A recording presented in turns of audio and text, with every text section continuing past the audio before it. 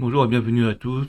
On va voir une nouvelle vidéo sur la cybersécurité sur comment effectuer une attaque simple du côté requête, du côté serveur. En fait, c'est falsification de requête du côté serveur. Donc, on a un laboratoire qui a une fonctionnalité qui permet de récupérer les informations ou les données à travers un système interne. Pour résoudre ce laboratoire-là, il faut changer l'URL ou le lien que se serve l'API pour chercher les données du stock par l'interface administrateur http://local admin et supprimer l'utilisateur Carlos. La première étape à faire, c'est d'accéder au laboratoire. Donc on clique sur Access the Lab. Une fois que ceci est fait, il faut sélectionner un produit. On sélectionne le premier. On vérifie le stock, combien il reste de produits, et on regarde la requête. Donc ici, on voit qu'il a fait une requête post, donc vers Stock API, et il a envoyé un lien. Donc là, on va modifier le lien et on va voir ce qui se passe. Donc, on va mettre au sur pause et on refait un check stock. Une fois que ceci fait là, on va modifier par notre propre URL. Donc HTTP,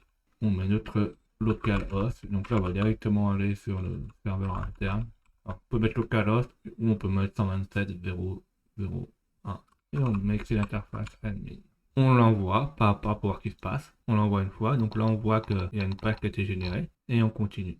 En bas, on voit qu'on a une page d'administrateur qui a été générée. Et on voit qu'on peut cliquer sur des liens. Donc regardons le lien. Donc là on voit en bas là qu'on a HTTP, le nom du site et on a Academy Admin Delete Username Server. Donc on voit que là ça va poser un problème parce que là on clique pas sur l'interne, sur l'interface interne, mais on clique sur le site externe. Donc normalement si on clique ça va pas fonctionner. Bien. On va sauvegarder le lien en faisant clic droit et on copie le lien. Donc on fait copy link, on copie le lien, c'est en français. Une fois ceci fait, on continue et on va jusqu'à la fin. Donc là, on enlève la pause.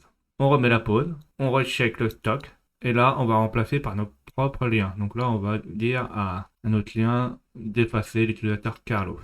Comme on avait vu au début, en fait, il ne faut pas pointer vers le site externe, mais vers le site interne d'administration. Donc on colle ce qu'on avait copié tout à l'heure. Et là, ce qu'on voit là, admin, delete, et le paramètre qu'on passe username Carlos, là, pour effacer Carlos, ça, on garde. Et le reste, ça, le reste du lien, on le modifie. On va le modifier en faisant HTTP. On pointe sur le serveur interne, donc localhost, et sur l'interface admin, il est déjà mis. C'est bon. Donc là, on fait vraiment une attaque, comme on dit, on crée notre propre requête, on la forge, et on l'envoie, et on utilise ces requêtes internes pour manipuler le site. Et là, ici, c'est en fait effacer l'utilisateur Carlo. On va pas à pas pour voir si ça fonctionne.